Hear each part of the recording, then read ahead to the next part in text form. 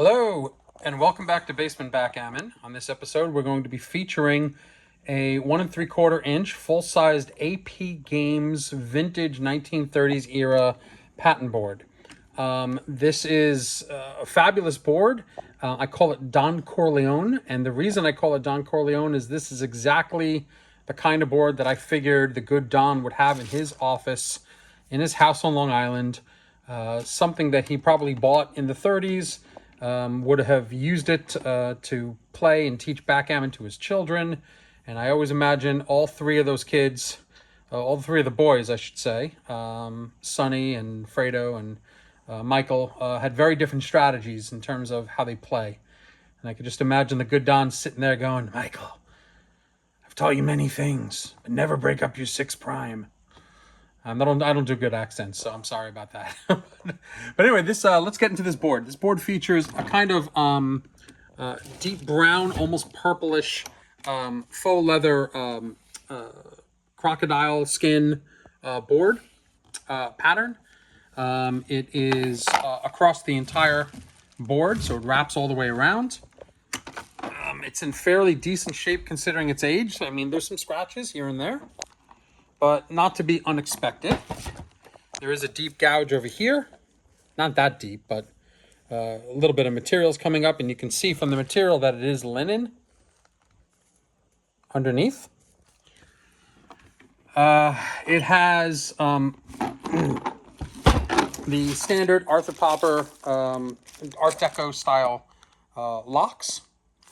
It has a cranberry red Bakelite handle with its hardware, all still intact, very good. The Bakelite handles are very prized on these Arthur Popper boards.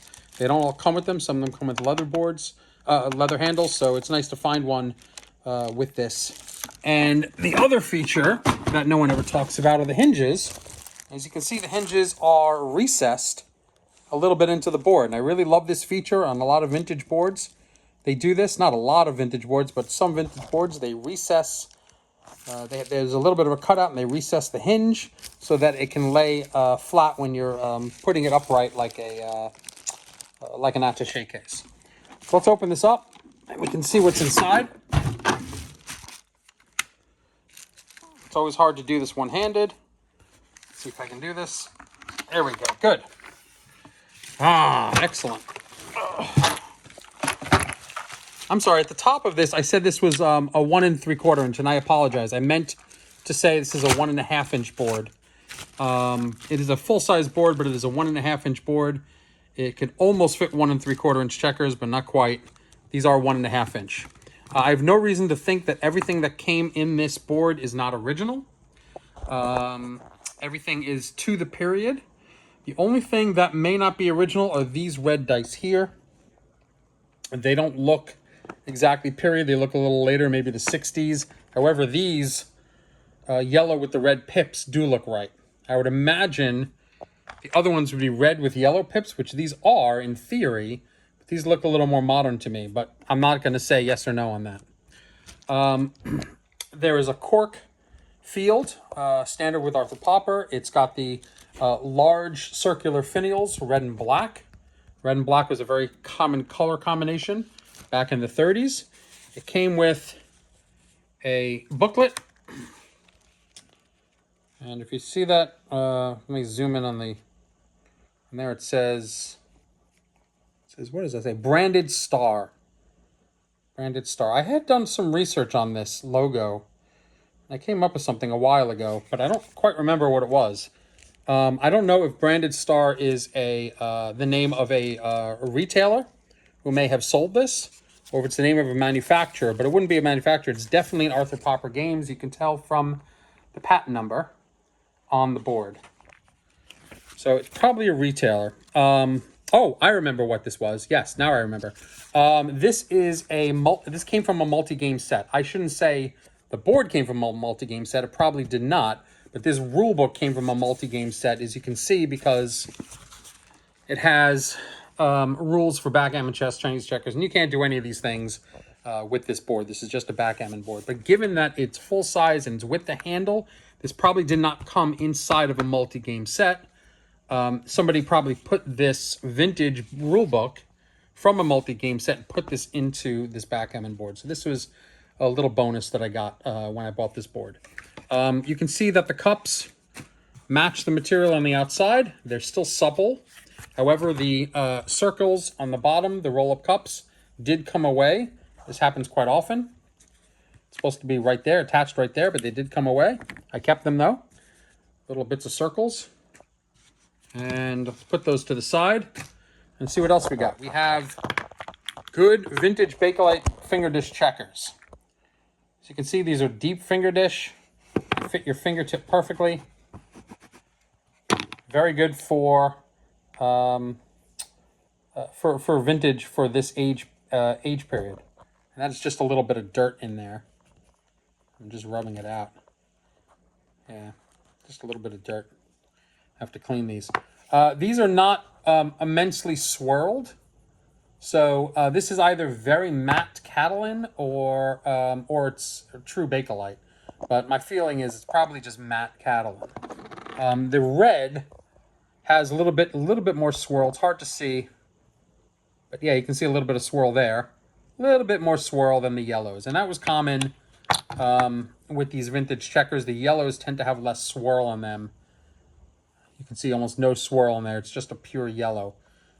Now, it's possible, I've talked about this on other videos, but it's very possible these checkers started out life as white, and then they turned over time in the sun and the exposure to the elements.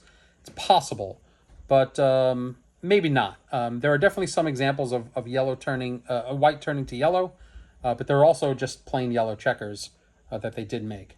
I have no reason to believe this is a matched set. I have no reason to believe these aren't the checkers that came with this board, even though the color scheme is black and red. I have no reason to believe that yellow and red didn't come with the board.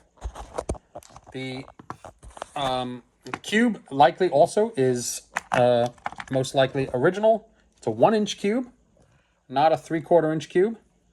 It's a nice example. It's got some nice fire to it. A little bit of swirl. Good example of a good Bakelite cube, and the numbers are in pristine condition. Very, very good condition. The paint sometimes comes off of these. And these are in very, very good condition. Let's take a look at what it looks like 6 across. As we've seen before, 6 across on these vintage boards is not really what they were going for. There's usually quite a bit of slop, and as you can see, there's a lot of slop in between here. But going across, let's see what we got. We got 5 there. Got 5 there. So it looks like we've got 12.5 across. 12.25 going across. So a good sized board going across. Let's see what it looks like. Let's roll some dice. You can hear the sound of those checkers is really nice. Got that unmistakable Bakelite clack to it.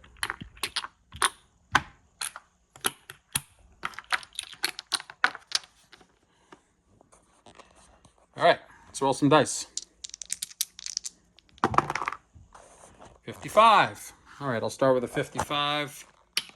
Come down and make the 3-point. Not much you can do on the opening roll. The sound of the cork is very muted, as it's supposed to be. It's very, I don't know, it's just something about this feels very 1930s, very jazz age. Well, I guess that was the 20s, but Prohibition age, let's call it. I don't know. No, that was also the 20s. Damn it, whatever it is, the 1930s. It feels very Godfather. That's why I call this Don Corleone. What was that, 4 and a 3? Let's do 4 and a 3 down. Last roll. 9, boom, hits. Look at how wide the bar is in comparison to the checker. So you can see that the size of this board is slightly larger than needed to be for 1.5. They could have made this a little smaller. I'm glad they didn't. There's even some space, some daylight in between the points and the bumper. So that's why I confused this for a minute with a 1 3/4 inch board, because it's got similar dimensions to a 1 3/4 inch board, slightly smaller, but also slightly larger than a 1 1/2. A very nice board from the 1930s. Don Corleone, I hope you enjoyed this. Like and subscribe for more content. See you again.